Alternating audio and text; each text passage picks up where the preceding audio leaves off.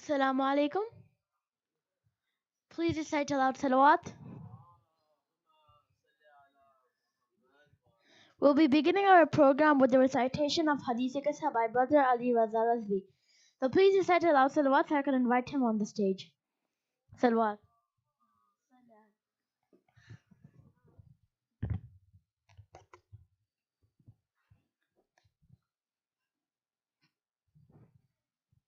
Salawat. I'd like a really loud salawat.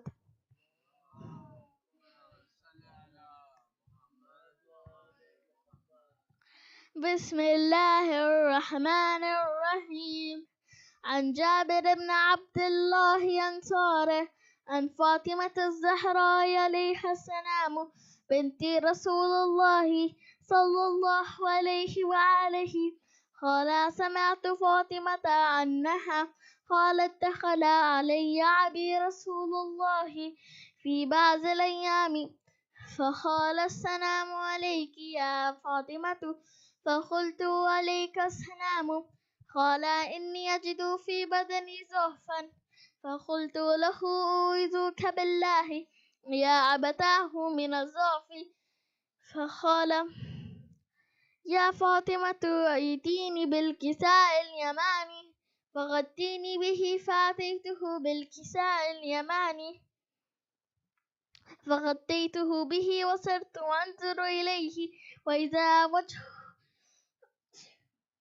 وإذا وجهه يتلألأ كأنها البدر في ليلة تمامه وكمال الصلوات. فما كانت إلا ساعة وإذا بولدي الحسن قد أقبل وقال السلام عليك يا أماه فقلت عليك السلام يا قرة عيني وثمرة فؤادي فقال يا أماه إني أشم عندك رائحة طيبة كأنها رائحة جدي رسول الله فقلت نعم إن جدك تحت الكساء فأقبل الحسن نحو الكساء وقال السلام عليك يا جداه يا رسول الله أتأذن لي أن أدخل معك تحت الكساء فقال وعليك السلام يا ولدي ويا صاحب حوضي قد أذنت لك فدخل معه تحت الكساء فما كانت إلا ساعة وإذا بولدي حسين قد أقبل وقال السلام عليك يا أماه فقلت وعليك السلام يا ولدي ويا قرة عيني وثمرة فؤادي فقال يا أماه إني أشم عندك رائحة طيبة كأنها رائحة جدي رسول الله صلى الله عليه وآله فقلت نعم إن جدك وأخاك تحت الكساء فدنا الحسين نحو الكساء وقال السلام عليك يا جداه السلام عليك يا من اختاره الله أتأذن لي أن أكون معكم تحت الكساء فقال وعليك السلام يا ولدي ويا شافي أمتي قد أذنت لك فدخل معهما تحت الكساء صلوات الله وعلى محمد وعليه بسم الله. فأقبل عند ذلك أبو الحسن علي بن أبي طالب وقال السلام عليك يا بنت رسول الله فقلت وعليك السلام يا أبا الحسن ويا أمير المؤمنين فقال يا فاطمة إني أشم عندك رائحة طيبة كأنها رائحة أخي وابن أمي رسول الله فقلت نعم ها هو ماء ولديك تحت الكساء فأقبل علي نحو الكساء فقال السلام عليك يا رسول الله أتأذن لي أن أكون معكم تحت الكساء قال له وعليك السلام يا أخي ويا وسي وخليفتي وصاحب لوائي قد عزمت لك. فدخل علي تحت الكساء صلوات وآل محمد. ثم أتيت نحو الكساء وقلت السلام عليك يا أبتاه. يا رسول الله أتأذن لي أن أكون معكم تحت الكساء؟ قال وعليك السلام يا بنتي ويا بساتي، قد أذنت لك. فدخلت تحت الكساء، فلما اكتملنا جميعا تحت الكساء أخذ بي رسول الله بطرفي الكساء ومع بيده اليمنى إلى السماء، وقال اللهم إن هؤلاء أهل بيتي وخاصتي وحامتي، لحمهم لحمي ودمهم دمي، يؤلمني ما يؤلمهم ويحزنني ما يحزنهم. أنا هربا لمن حاربهم وسلما لمن سالمهم وعدوا لمن عاداهم ومحب لمن أحبهم. إنهم مني وأنا منهم، فاجعل صلواتك وبركاتك ورحمتك وغفرانك ورضوانك علي وعليهم، وأذهب عنهم الرجس وطهرهم تطهيرا. صلوات.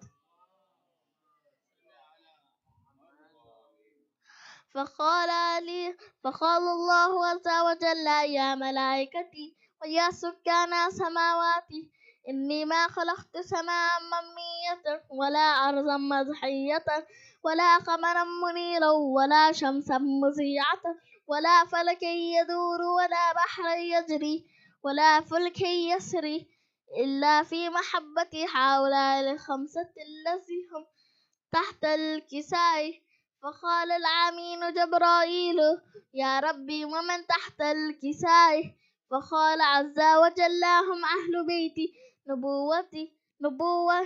نبوتي ومعدن رسالتي، هم فاطمة وأبوها وبالوها وبنوها. صلوات على محمد. فقال جبرائيل يا ربي أتأذن لي أن أحبطها إلى الأرض يكون معهم سادسا؟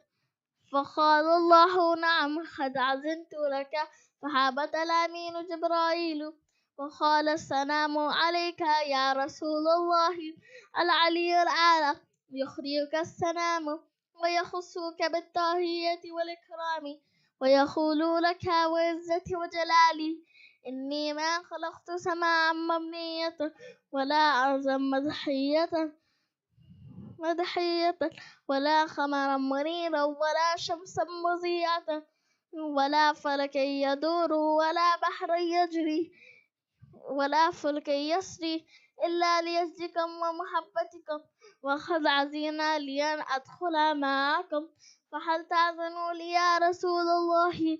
فقال السلام عليك رسول الله وعليك السلام يا عمين وحي الله، إنه نعم قد عزنت لك. فدخل جبرائيل معنا تحت الكساء فقال لي بأن الله قد أوحى إليكم يقول إنما يريد الله ليذهب عنكم الرجس أهل البيت ويطهركم تطهيرا. صلوات.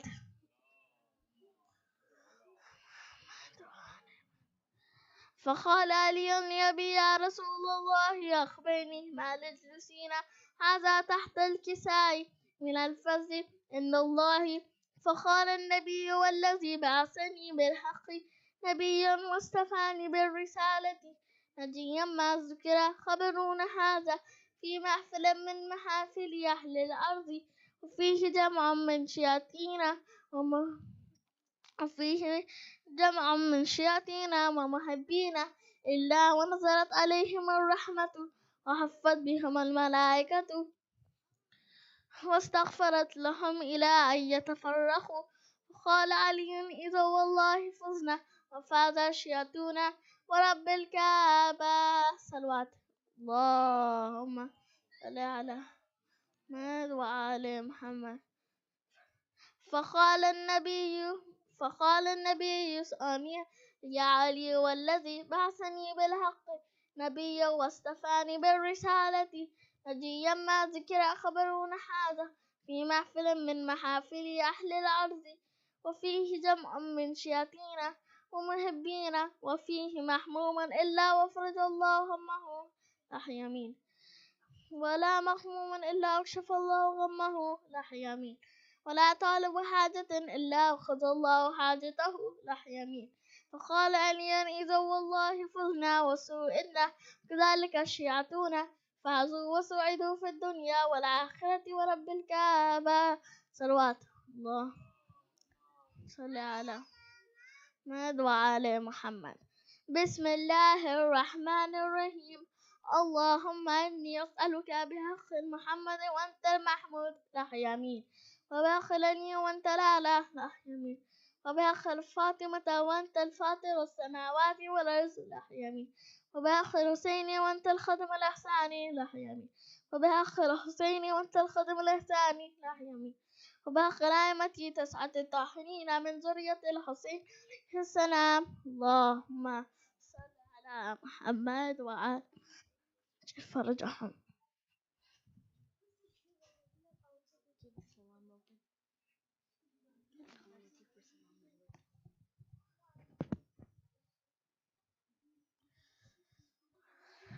Now I would like to invite Brother Ali Raza and Brother Mehdi Rizvi for Salam al Marsiya. Please recite aloud to the wall.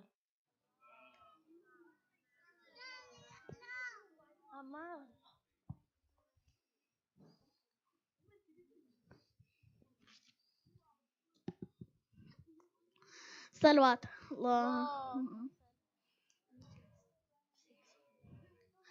Pradesh میں زینب کو بیٹی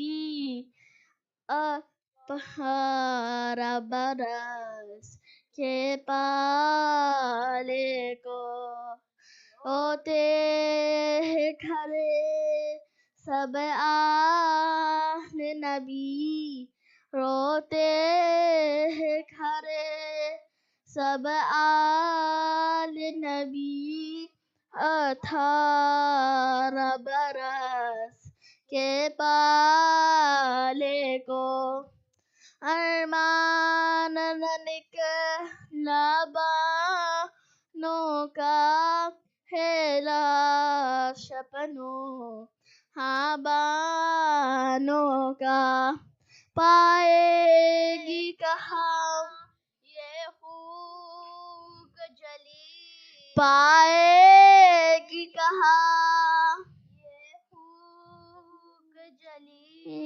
18 برس کے پالے کو دل تھام کے اکبر کی مادر کہتی ہے یہ سرور سے رو کر کھوائے کہاں اے بہن علی کھوائے کہاں اے بہن علی 18 برس کے پالے کو نازوں سے مرادوں سے پالا شادی کا زمانہ جب آیا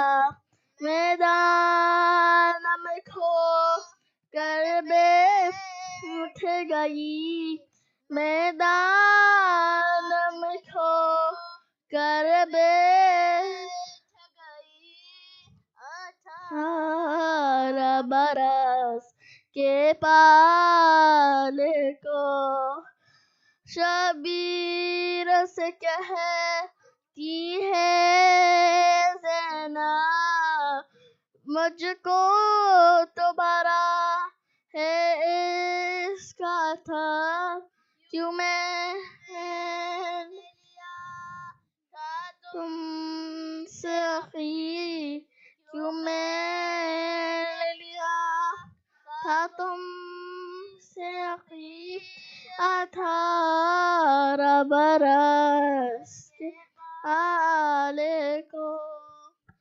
قسمت کا کروں میں کیس گلا مت کا عوض کچھ بھی نہ ملا صحرا بھی نہ نب باندھ سکی صحرا بھی نب باندھ سکی 18 برس کے پالے کو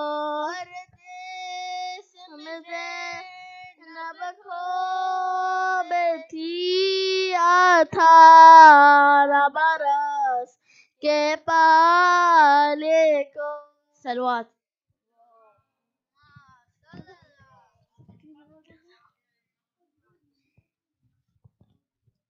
پدر کی موت ہے مرنا جوان بیٹے کا سفر جہاں سے کرنا جوان بیٹے کا غضب ہے خون میں پھرنا جوان بیٹے کا ستم ہے جی سے ستم ہے جی سے گزرنا جوان بیٹے کا شباب تھا کہ شاہ مشرقین سے چھوٹے محبو پیٹو کے اکبر حسین خدا پدر کو نہ دکھلائے مر گرا ہت جان کلیجہ زخمی ہو جب دل کو پھر قرار کہا ادھر تو سینہ اکبر سے گزری نو کے سنا لہو در ہوا چشمے لہو در ہوا میری سروا طرف کے جانبے گردوں نگاہ کی شینے زمین ہل گئے کیسیا حقی شینے پکارتے ہوئے دورے میرے شہید پسر میرے جواں میرے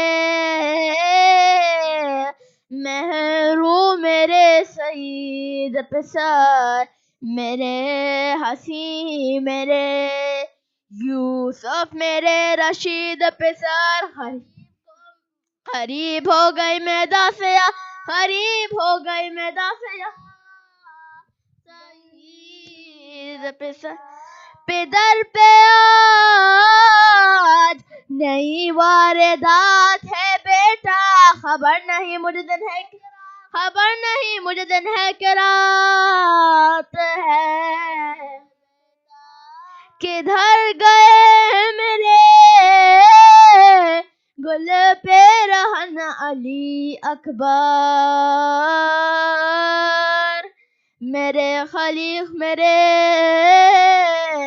کام سخن علی اکبر جوان مر گئے غریب الوطن علی اکبر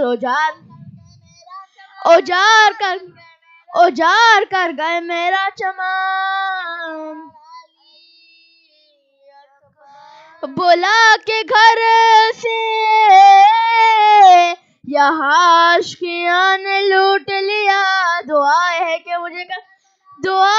کہ مجھے کربلا نے لوٹ پکارتے تھے کہ اے شیر پھر پکار مجھے نہیں بتانے کے لاشا یہ نہ بکار مجھے تیرے فراق میں ہے زیست ناگوار مجھے صدا سنا دے میں صدقے پھر ایک بار مجھے گلے لگا لو کہ سینہ ہمارا جلتا ہے. کلیجہ منہ سے کوئی دم میں کلیجہ منہ سے اب کوئی دم میں آپ نے پکاری دوری سے بانوں پہ سر ملا کہ نہیں. بتاؤ مرہمیں زخمی جگر ملا کہ نہیں. ستم کے ابر میں میرا قمر ملا کہ نہیں. علی کے لال وہ علی کو علی کے لال وہ علی کو ہار ملا کہ نہیں. شتاب لاؤ میرے منتوں کے پالے کو. تمہیں سے لوں گی میں اپنے مراد تمہیں سے لوں گی میں اپنے مراد. یہ ذکر تھا کہ صدائی دور سے ناگاہ جناب قبلو کعبہ بائیے للہ. حضور حال سے بیٹے کے کیا نہیں آگاہ. زبان اٹھ گئی ہے زبان اٹھ گئی ہے غلام کی. او کر رہا ہے دم اب موت جان لیتی ہے. پکارنے کی بھی طاقت جواب دیتی ہے. صدا یہ سنتے ہی سلطان بحر و بر دورے. یہ درد دل تھا کہ تھامے ہوئے جگر دورے. کبھی تو فوج پر مانند شیر نر دورے. کبھی درگاہ روتے کبھی درگاہ روتے کبھی درگاہ روتے کبھی ادھر دورے. لٹی ہوئی وہ کمائی بس تلاش ملی. زمین پہ غلطہ پسر کی لاش ملی. صلوات.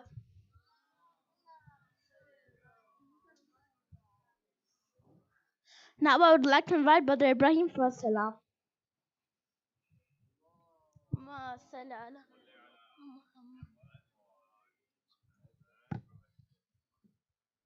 بآواز بلند صلوات.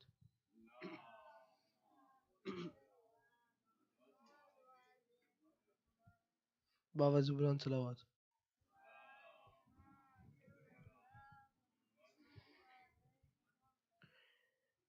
دل بطول کے اندر حسین رہتا ہے.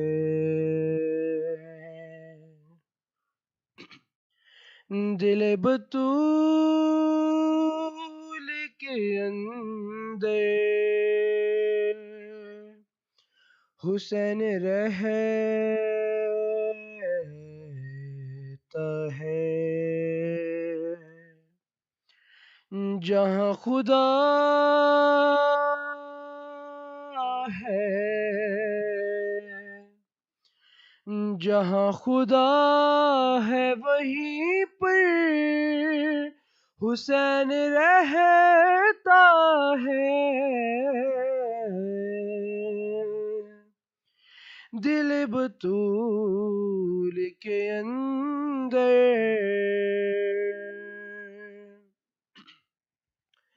اسی کا حق ہے اسی کو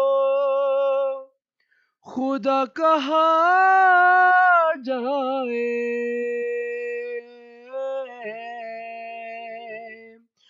اسی کا حق ہے اسی کو خدا کہا جائے، وہ جس کے سجدے میں شب بھر حسین رہتا ہے، دل بطول کے اندر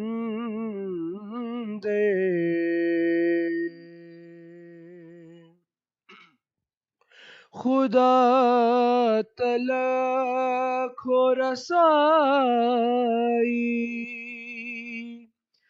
ہر ایک بندے کی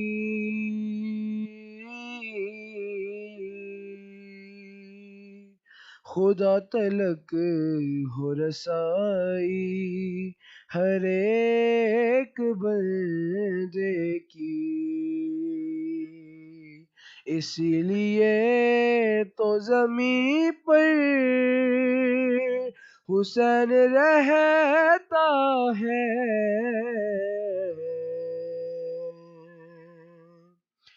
دل بطول کے اندر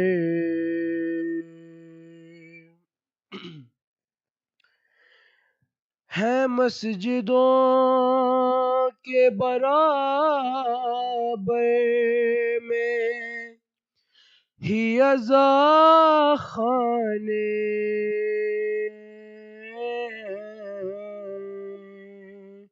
ہے مسجدوں کے برابر میں ہی عزا خانے، خدا کے گھر کے برابر حسین رہتا ہے، دل بطول کے اندر،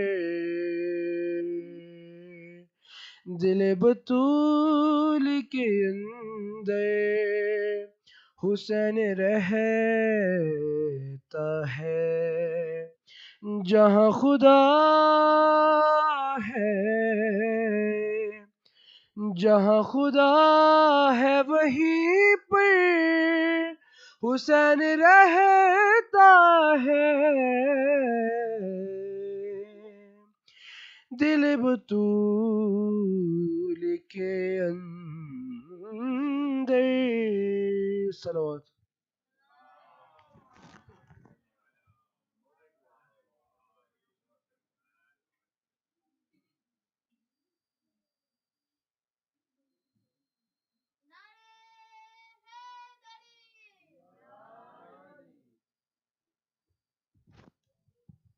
Now I would like to invite Dr. Shaeba Rizvi to the member. Please recite aloud salawat.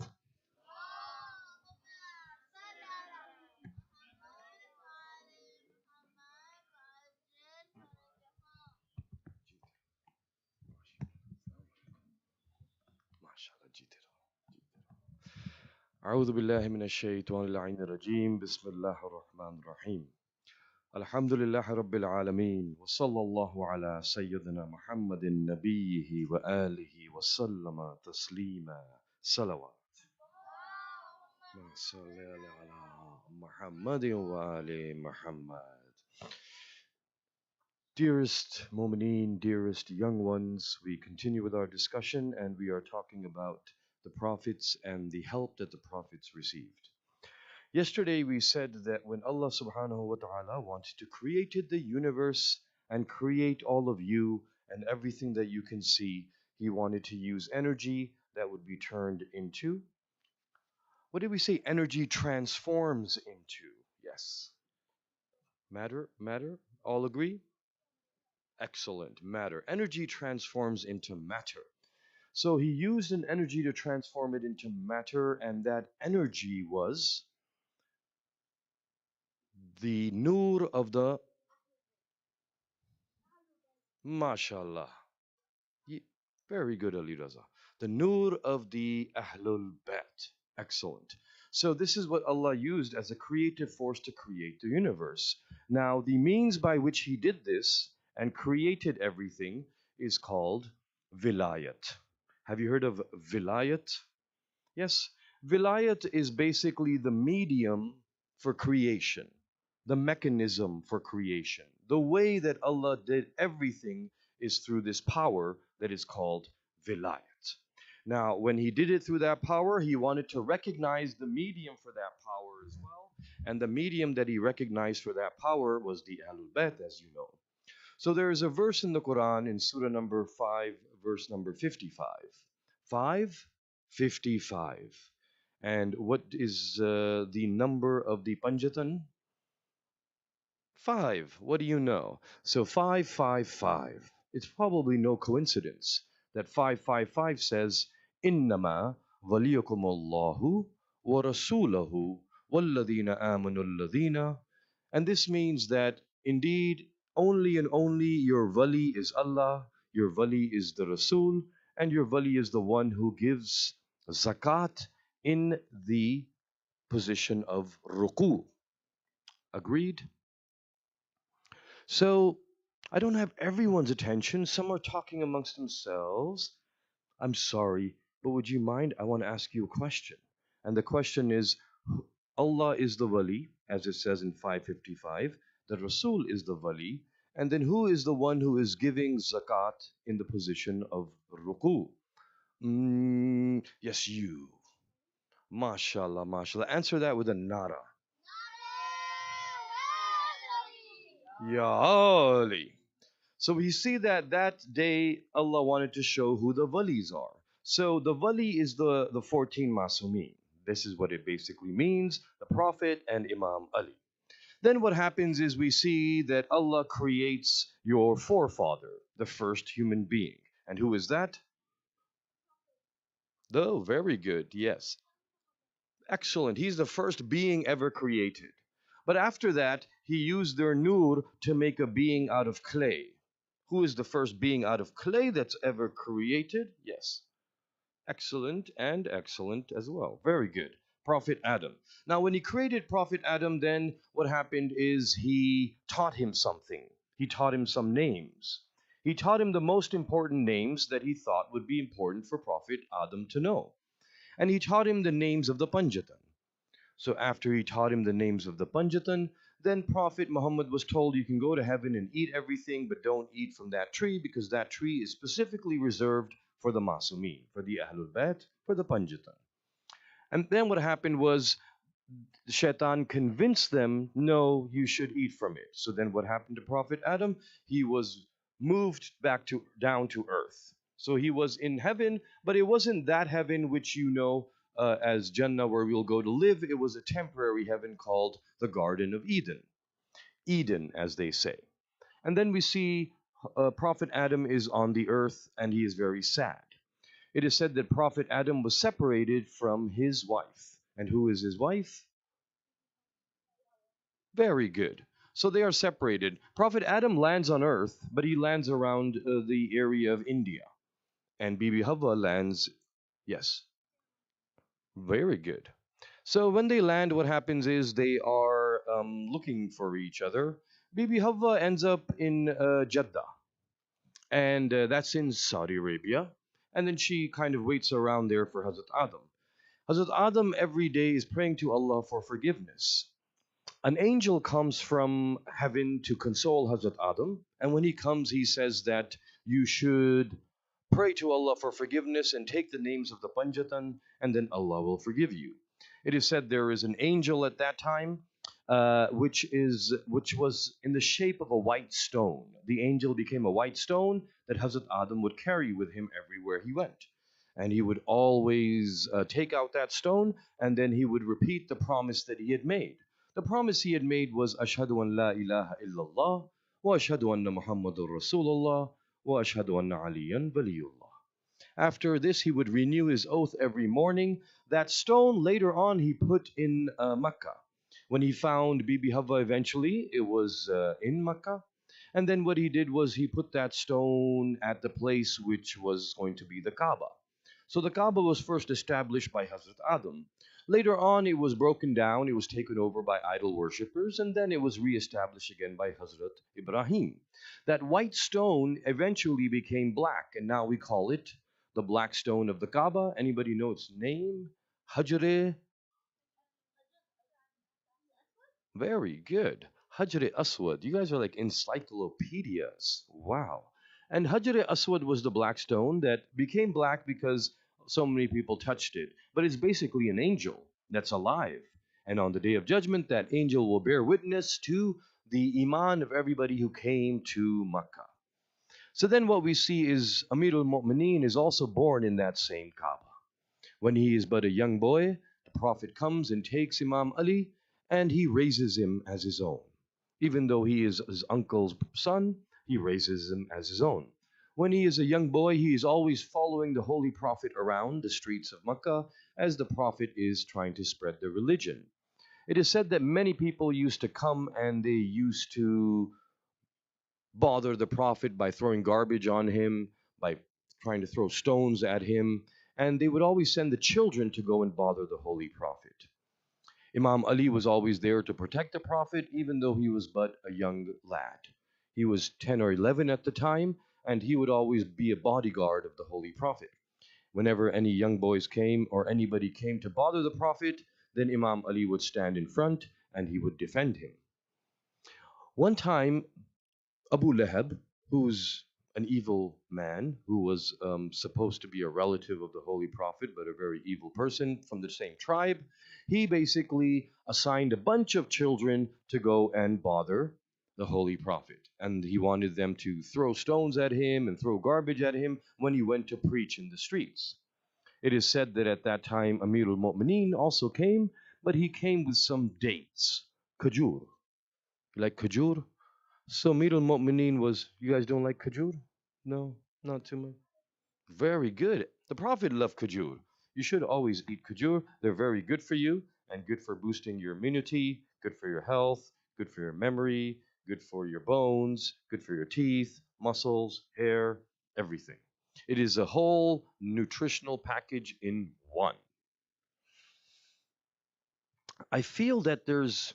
Are you guys tired? When I see elderly people sitting by the wall and leaning on the wall, it makes sense to me. But if you young ones are leaning on the wall now, what are you going to do when you're my age? Are you going to be lying down on a bed over here? Can we all gather around so that it's like a majlis? I know we love the wall, you wall lovers. Come on, wall lovers. You can do it. It won't be too hard. I'm only going to take 20-25 minutes of your time. I'm sure you have enough energy. I can't tell the elders to do it because, they might be tired, they're coming from work, lots happening, but you young ones are full of energy. When you're outside, you run around non-stop. If there was a basketball right now, then I would see that energy in you. All right, excellent. Thank you so much. And I hope you'll forgive me for bothering you, but it just creates a much nicer atmosphere where I can see everybody's face. And so, as we were saying, Amir al-Mu'mineen would take dates and he would eat them, and then he would hide the seeds in his pocket, and he kept collecting the seeds. And eventually, that day, when the Prophet went out to spread the message, the Prophet would walk the streets and say, La ilaha illallah, La ilaha illallah. There's only one Allah, there's only one Allah, and there's no God but Him. And then the boys came, and as they came, they started to throw stones at the Holy Prophet, but Amir al-Mu'mineen came in between. He was but 10 years old, but he was very strong. So then when they started to hit stones at him, he took out his seeds. And when he took out those little seeds, they were just little kajur seeds, but he threw them so hard, they started causing bruises on the boys who were trying to hurt the Holy Messenger. And he even broke a few bones just with those kajur seeds. So then eventually, all those children ran home to Abu Lahab to complain to him. Now, what happened was Abu Lahab had initially complained about Imam Ali because Imam Ali was always there to protect the Prophet. But when he complained, what happened was no, what happened was the Holy Prophet had been pelted with stones by the children. So Hazrat Abu Talib saw this. Hazrat Abu Talib is the father of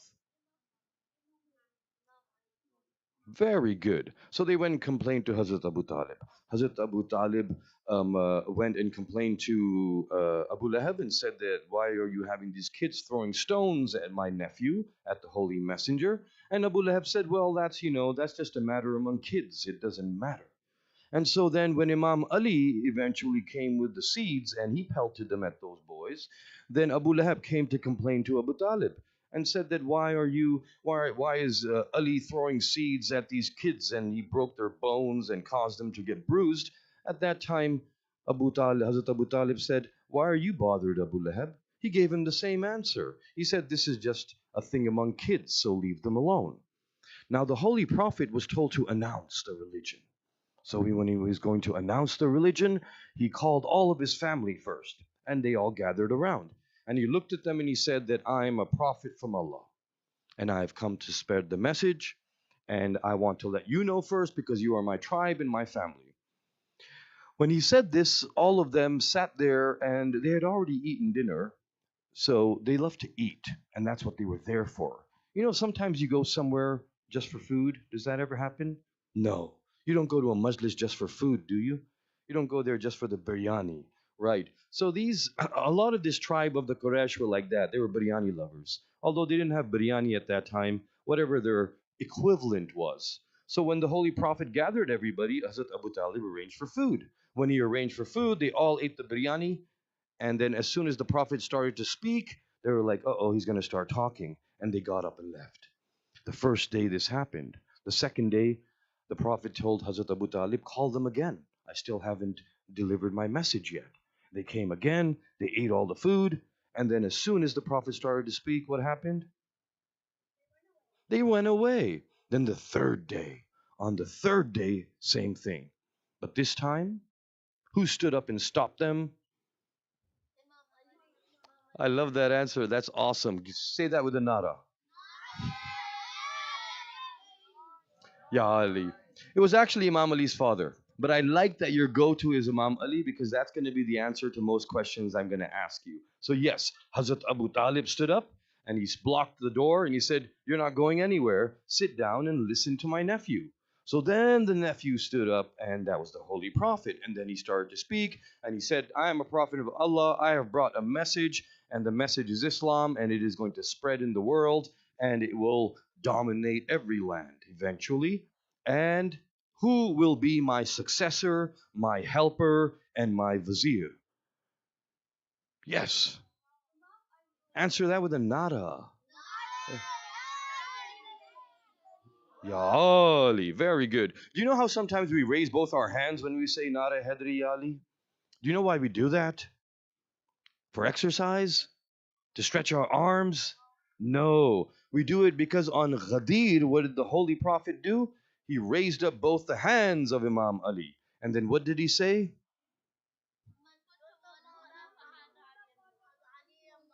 Excellent. And what does that mean? Very good. So what you see there is the Prophet didn't say, I'm the master or Ali is the master. He said that Ali is the master of whomever I am the master of. So that means that if you accepted the Prophet as the master, then Amirul Mu'mineen also is your master. But if you don't accept the Prophet as your master, Amirul Mu'mineen, Imam Ali, is not your master. Now, what happens is the message is spreading. 13 years, the Prophet spreads the message in Makkah. And then, after he spreads the message in Makkah, the command is given from Allah, O Prophet, it is not safe for you here now. It is time for you to migrate to Medina and spread the message there. Just like your parents migrated to Canada, coming from wherever they came from. And then they're spreading the message here, right? And what is the message? Islam. And what is the spirit of Islam? Answer me with a nada.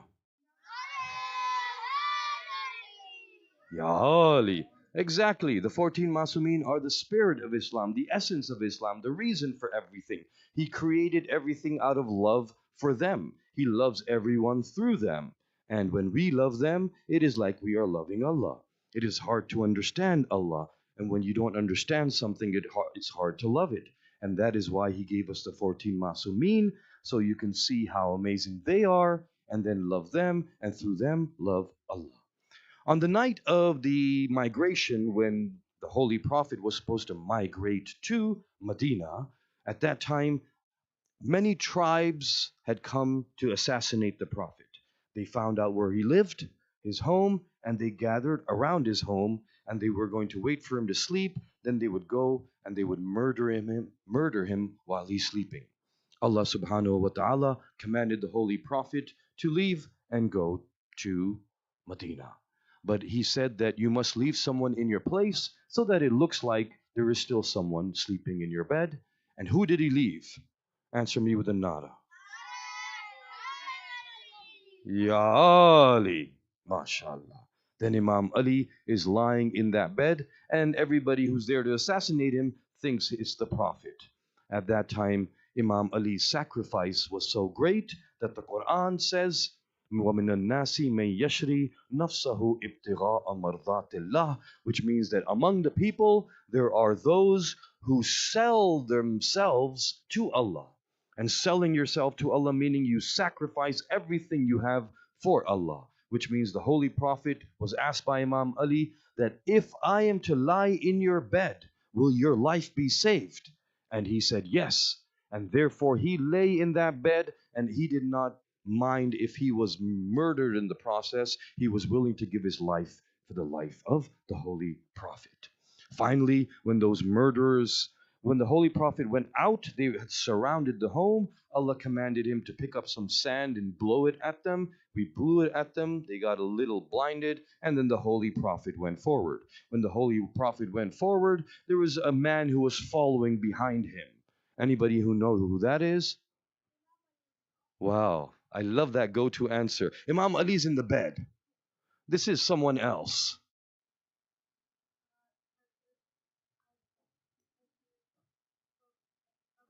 Are you going to say Abu Bakr? It wasn't even Hazrat Abu Talib, it was close, very close. Abu Lahab, close. It was Abu Bakr. Abu Bakr is the first caliph of Islam for the Sunni faith. Abu Bakr. Abu Bakr followed him behind because he was also part of the team that was going to murder the Holy Prophet. So he wanted to report back to them. So he was following them. And as he was following the Holy Prophet, he followed him into a cave. And then when they went into the cave, they were hiding in the cave. And then in the cave, what happened was, as the people who had been following the holy messenger, they reached the cave and they realized by looking at the footsteps that he's somewhere around here. And when they reached that cave, what happened was, yes.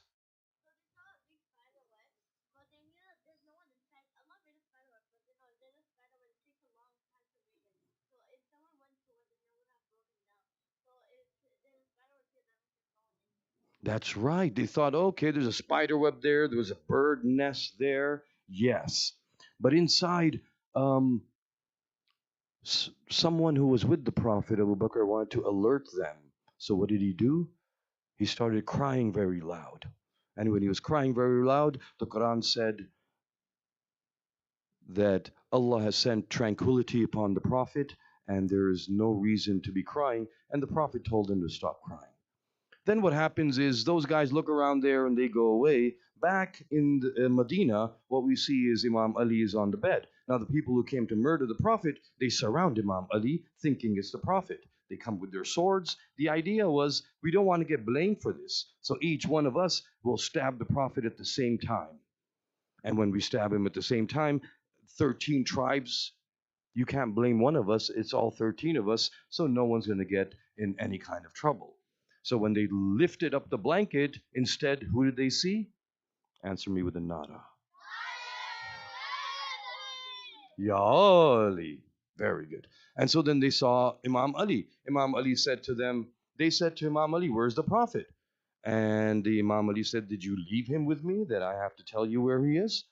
And then they said, oh, so you've tricked us. And then they went away all angry. Yes.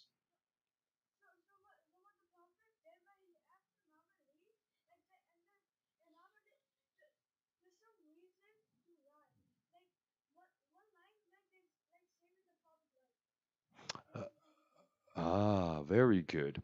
So the question is, did Imam Ali lie to them or not? So what Imam Ali did was, yes. No, he didn't, right? Instead, he asked them a question back. They said, where is the Prophet? Imam Ali didn't say, I don't know where the Prophet is. What Imam Ali said was, did you leave him with me that I have to answer you and tell you where he is? So you see, when you choose your words carefully, you can still not give away information, but you're not lying. He didn't say, I don't know where he is, and he didn't tell them where he is. He said that it wasn't my responsibility to take care of him for you, so why should I have to answer to you? Now it is said that everybody in Makkah, the tribes that wanted to kill Imam Ali, were very angry at Imam Ali because they wanted to kill the Prophet, but they couldn't find him. But they were too scared of Imam Ali because he was known as a very brave warrior. So it is said that then Imam Ali's responsibility was to take the holy daughter of the Prophet and some other members of his family and take them to Medina. So at that time, Imam Ali had still many of the things that the Prophet had left with him that other people would leave with the Prophet, because the Prophet was so trustworthy that in those days you didn't have a bank. So when you wanted to go somewhere, you left things with the Amin. He was called the Amin, the trustworthy. And that means that if you were going away for 6 months and you wanted your iPad to be safe, they didn't have iPads, but whatever was equivalent and valuable to them, they left it with the Holy Prophet. They'd come back after 6 months and collect it again. So Imam Ali had possession of all those things. So he said, anybody who has left anything with the Prophet, come to Ali and take it. And Imam Ali distributed those things. And then Imam Ali issued a challenge. He said, I am now leaving Mecca and I'm leaving in broad daylight. And if anybody has any guts, come and try and stop me. And so everybody in Mecca knew Imam Ali was leaving, but no one was brave enough to face him. And so he walked out, and then he met the Prophet in Medina. These people in Mecca were still planning wars, and they wanted to wage a war against the Prophet and the believers in Medina. So then the first battle took place. The first battle we see takes place when the people from Medina, they all gather an army, and about 1,000 of them or more start marching towards Medina. What was this first battle called? Wow, very good. How many people were in the Battle of Badr on the side of the Muslims? Close. 313. The same number that is supposed to be in the army of your Imam. How many of you want to be in the inner circle of the 313 of the Imam? Everybody wants to be. Absolutely. Who doesn't want to be? So 313, but how do we get to that 313? How do you get that close to your Imam? So that means that you need to connect with your Imam. And connecting with him, how do you connect with him who you can't see? You connect with him through your heart. And how do you connect with him through your heart? Yes.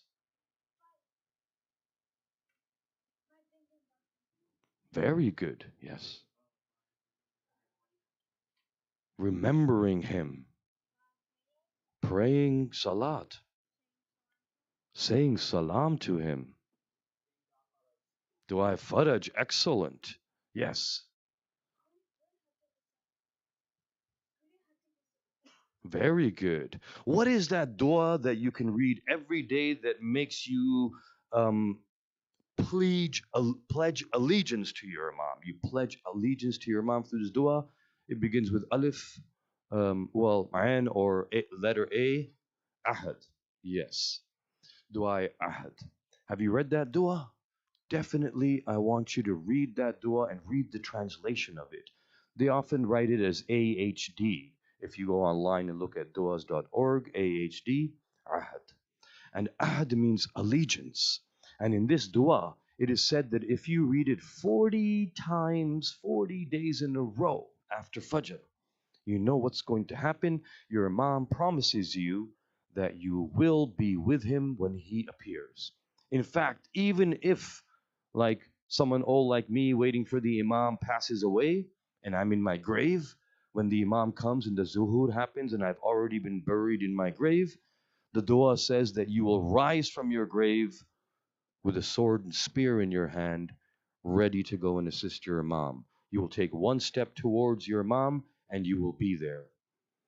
So the idea is, that you just take one step towards him. You know what they call it when you take one step towards something and like if I take one step and I reach Karbala, or I take one step and I reach Medina. I mean, you call it teleport, but there's a name that's used in Arabic, Tahi ul Arz. That means crossing the land. Did you know that now? I mean, at that time, your Imam described it as the earth, it basically folds. So he said that, like, for example, what was the battle in which there was a fight for 39 days? They tried to take over a fortress. There was a fortress of the Bani Israel. And the Bani Israel were those who were trying to basically destroy Islam. And they had a strong fortress, and it began with the sound kha. Khabar. Yes, is that what you were going to say? Correct, correct, correct. I saw all the answers on your faces. Khabar. And Khabar, the Holy Prophet left Imam Ali in Medina and they went to Khabar. And they wanted to basically get everybody out of that fortress because they were constantly making trouble for the Muslims. So they surrounded the fortress, but the fortress was huge, and there was a huge door, and it was very hard to get through, and there was a moat around it. So the idea of crossing the moat, getting the bridge down so you could bring your army across, was an almost impossible task. They had built a huge stone fortress. So then, for 39 days, the Muslims would try. They would gather their army, the Prophet would send them, they would go, but they would come running back, having failed every time. And every time they'd be blaming each other. It was his fault. No, it was his fault. The general of the army would say that the soldiers ran away. The soldiers would say that the general ran away, but they couldn't take it. And Amir al-Mu'mineen at that time was said to have been not feeling well with an eye infection, and he was in Medina resting. And then what happens is, on the 40th day, finally we see Amir al-Mu'mineen comes to Khaybar. But when he comes, it is said that the Holy Prophet calls him, and the night before, the Holy Prophet says, tomorrow we're going to have victory. And tomorrow I will give the alam to the one who is a man, the one who is a victor, the one who conquers, the line of Allah that never backs down. And who was that? No, with a nara. Ya Ali. Gio. Ya Ali. Very nice nara. So then what we see is that Amir al-Mu'mineen, he appears there. They weren't expecting him. They all thought, everybody who was there who had already lost, they all thought they were going to get the banner. One guy was like, I'm going to get it. The other guy said, no, I'm going to get it. No, I'm going to get it. They didn't know Amir al-Mu'mineen would appear there because it took time to go there from Medina. But it is said that he took one step, and that means the earth basically folded like this. So that if you're standing here, and this is Medina, and this is Khaybar, and the earth folds, the next step you take is into Khaybar. This is called Tahi'ul Arz. Now scientists are saying that gravity can bend the earth like this. Gravity bends matter like this. So, but you might not be studying physics yet in school, I'm guessing. Okay, can we have a salawat?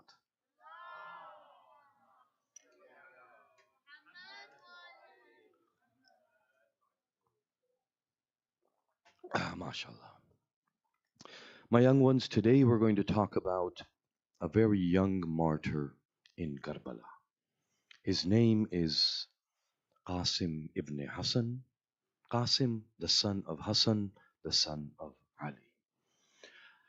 Hazrat Qasim was very young, and he was known for his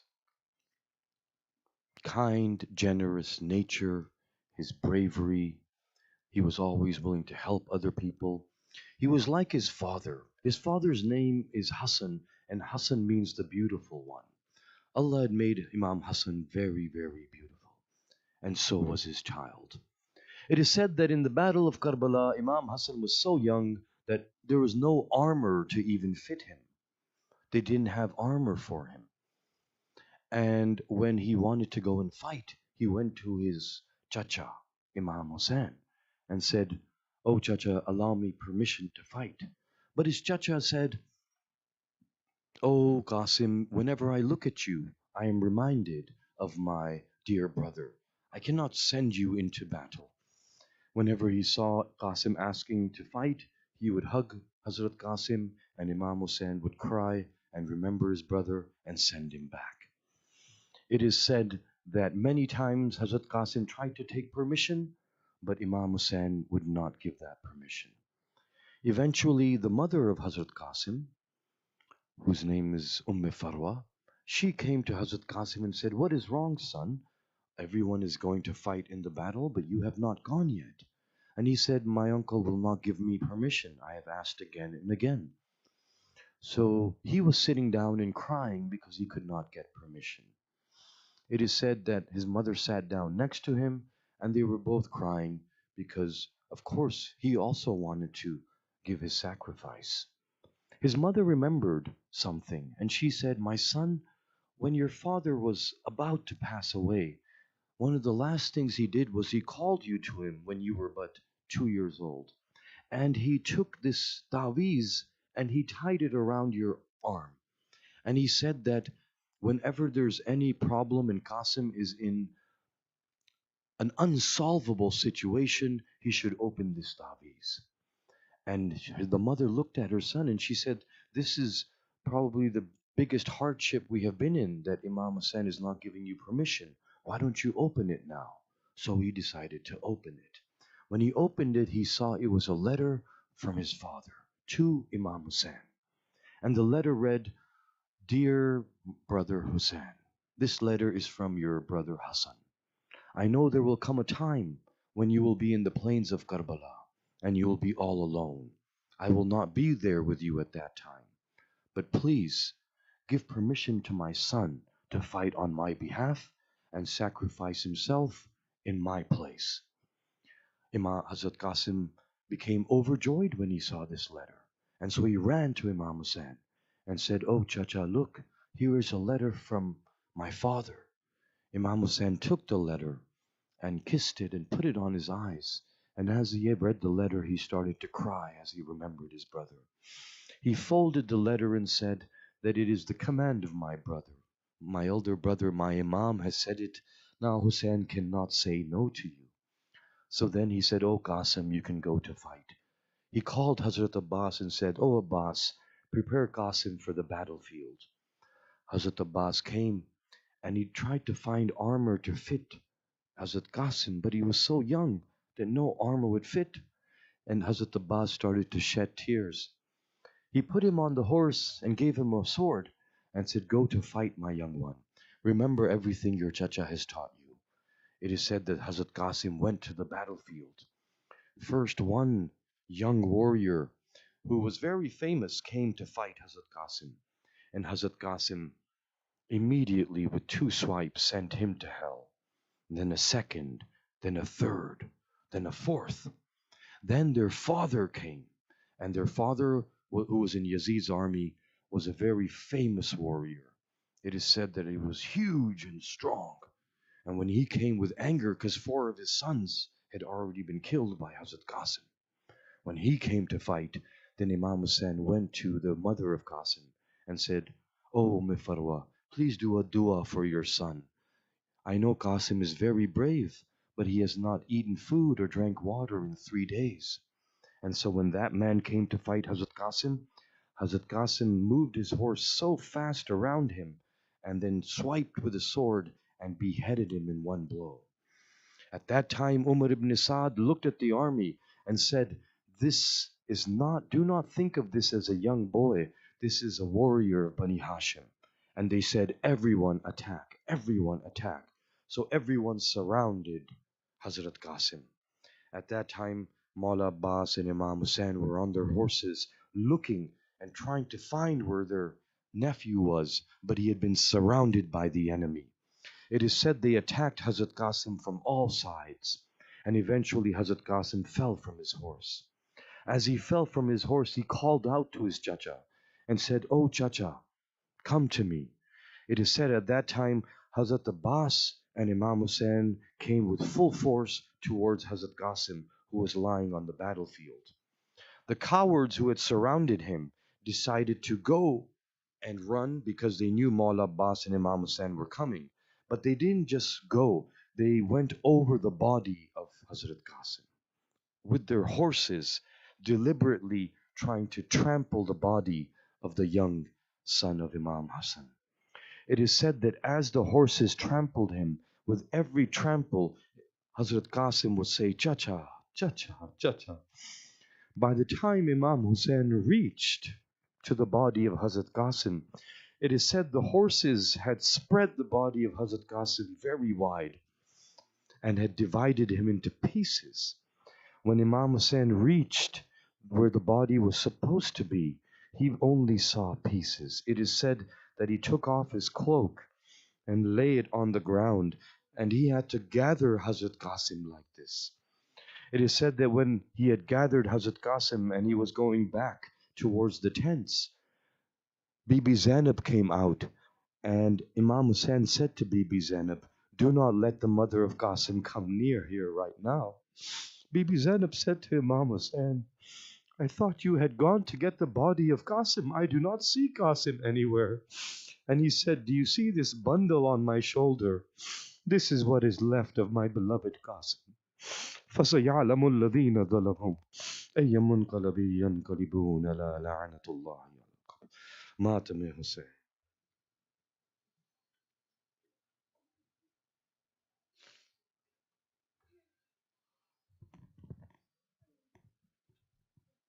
Now I would like to invite Brother Ibrahim for Doha. Ya Hussein, Ya Hussein, Ya Hussein, Ya Hussein, Ya Hussein. Zahra کی طرح ٹوٹی ہے قاسم کی پسلیاں، پامال لاش دیکھ کے کہتی ہیں بیبیاں، پامال لاش دیکھ کے کہتی ہیں بیبیاں، پامال لاش دیکھ کے کہتی ہیں بیبیاں، زہرا کی طرح ٹوٹی ہے قاسم کی پسلیاں، پامال لاش دیکھ کے کہتی ہیں بیبیاں، پامال لاش دیکھ کے کہتی ہیں بیبیاں، ٹکڑے پکارے دشت میں لبیک یا حسین، ٹکڑے پکارے دشت میں لبیک یا حسین، آ کر کہا جو مولا نے قاسم ہو تم کہاں، پامال لاش دیکھ کے کہتی ہیں بیبیاں، پامال لاش دیکھ کے کہتی ہیں بیبیاں، پامال جیتے جی جو ہوا ہے اسے سلام، پامال جیتے جی جو ہوا ہے اسے سلام، رو کر لہو یہ کہتے ہیں خود صاحب زمان، پامال لاش دیکھ کے کہتی ہیں بیبیاں، پامال لاش دیکھ کے کہتی ہیں بیبیاں، آ جاؤ میرے بھائی تلک بولے یہ حسن، آ جاؤ میرے بھائی تلک بولے یہ حسن، قاسم نہ لو حسین کی غربت کا امتحان، لاشا دیکھ کے کہتی ہیں بیبیاں پامال، کہتی ہیں بیبیاں یہ کہہ کہ کچھ نشانوں کو شہ چومنے لگے، یہ کہہ کہ کچھ نشانوں کو شہ چومنے لگے، عباس دیکھو رگڑی ہے قاسم نے ایڑیاں، لاشا دیکھ کے کہتی ہیں بیبیاں پامال، لاشا دیکھ کے کہتی ہیں بیبیاں، پامال ہو نہ لاش چچا کی یہ سوچ کر، پامال ہو نہ لاش چچا کی یہ سوچ کر، لپٹا ہوا سموں سے ہے فروا کا نوجوان، پامال کہتی ہیں پامال، لاش دیکھ کے کہتی ہیں بیبیاں، لگتا ہے مجھ کو میر تکلم یہ سوچ کر، لگتا ہے مجھ کو میر تکلم خیام سے، اب بھی سنائی دیتی ہے فروا کی ہچکیاں، پامال کہتی ہیں بیبیاں، زہرا کی طرح ٹوٹی ہے قاسم کی پسلیاں، یا حسین یا حسین.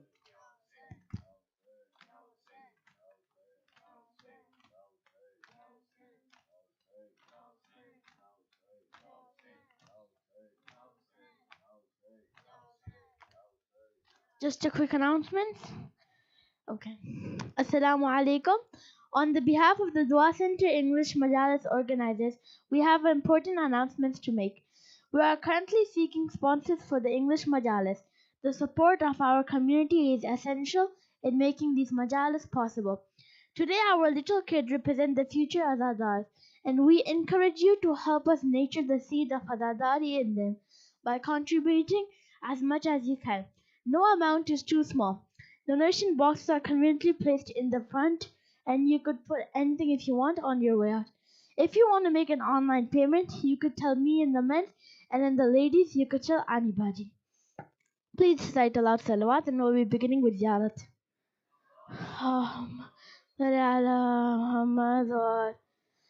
السلام عليك يا أبو عبد الله، السلام عليك يا ابن رسول الله، السلام عليك ابن علي أمير المؤمنين، السلام عليك ابن فاطمة الزهراء، السلام عليك ابن علي أمير المؤمنين، السلام عليك ابن فاطمة سيدة النساء العالمين، السلام عليك حسن المجتبى، السلام عليك ابن حسين الشهيد، السلام عليك إمام الزين العابدين ومحمد الباقر وجعفر الصادق وموسى الكاظم وعلي الرضا ومحمد تقي وعلي النقي والحسن والعسكري. السلام عليك يا صاحب العصر والزمان، أنا من فتنة الزمان، أجل الله تعالى مخرجا وظهورا برحمتك يا أرحم الراحمين. اللهم صل على محمد وآل محمد.